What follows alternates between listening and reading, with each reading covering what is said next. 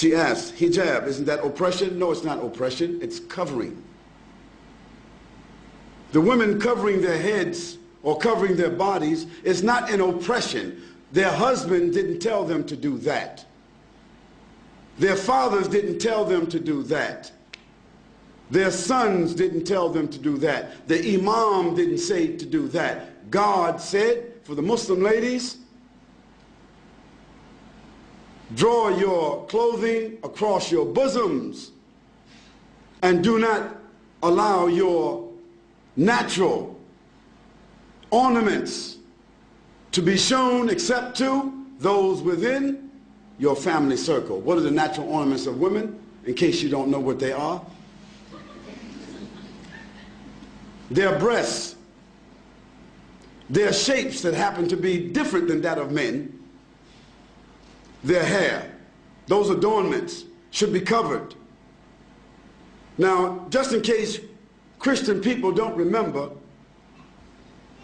just 40 years ago, Christian women never went to church without covering their heads. It wasn't it. Isn't that true? Ask your grandmothers. And just 50 or 60 years ago, 20 years before that, a Christian woman would never come outside with a short skirt, even. Even the nuns themselves today have succumbed to modernity. Because the nuns who committed themselves to the church and a religious life, how did they dress? They're not Muslims. They covered themselves. They covered themselves with an outer garment, and nothing on them was seen except the face and the hands. So if that was accepted by Christianity, it was accepted by religion. That wasn't something just that Muslim women were told, but Jewish women, Christian women, and Muslim women were ordered to do that in their scriptures. Now the fact that the modern civilizations chose to tell women they don't have to wear that and they can wear bikinis doesn't mean that God is wrong and they are right. Now for the Muslim lady, the wearing of the hijab is a protection for her. It's a distinction for her. Yes, it is a uniform so that she will be known to be a Muslim. She would not be molested. She would not be insulted. And no need for a man to stare at her and look at her because there is nothing appearing of her that would cause any unnatural attraction. Therefore, it is more than likely she can come and go with decency and dignity, and that her natural ornaments will not create an inordinate liability for her, like so happens when you see women wearing jeans and clothing that seem as if they painted it on themselves. Now all you have to do is look at these two women and you can see the problems that exist. Now of course, it doesn't mean that every woman that doesn't cover herself completely, it doesn't mean that she's immoral. It doesn't mean that. But the Quran gives to the Muslim women what we consider to be an ounce of prevention is worth what? What is it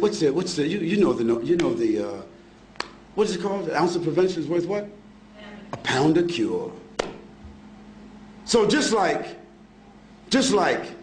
any one of you, if I asked you, what's your PIN number?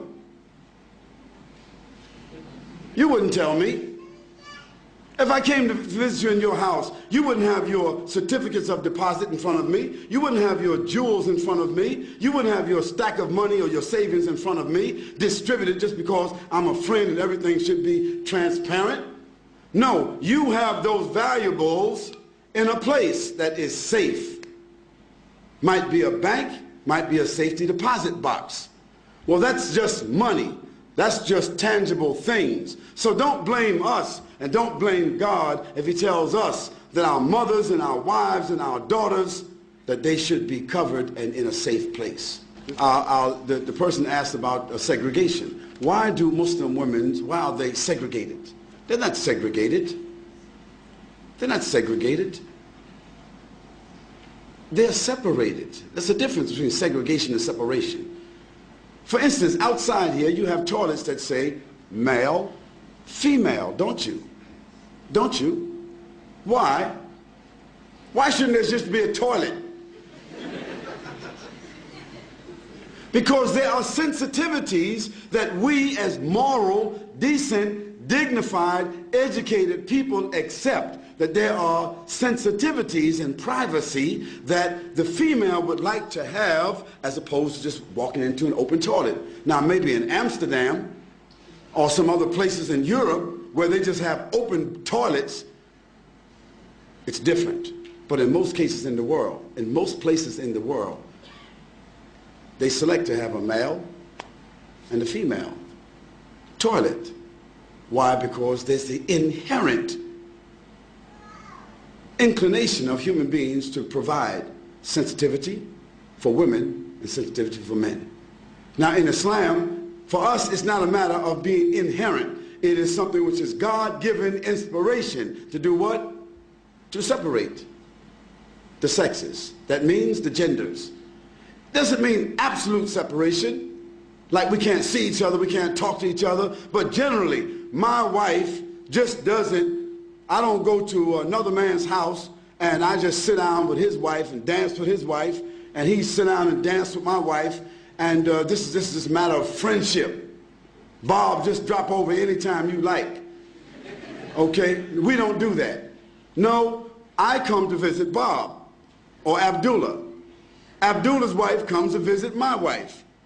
I don't socialize with his wife, and he doesn't socialize with my wife. Although there may be occasions where we eat together, our families socialize together, but generally, after boys and girls reach the age of 7, the Prophet said, even if they're brothers and sisters, separate them from the bed.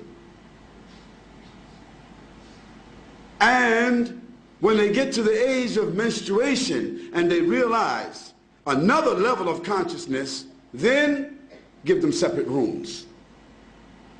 What to do what? To preserve and protect them from tendencies that human beings have, tendencies that has manifested itself in civilizations where they don't do that protection. So we are obeying Almighty God. That's what we're doing.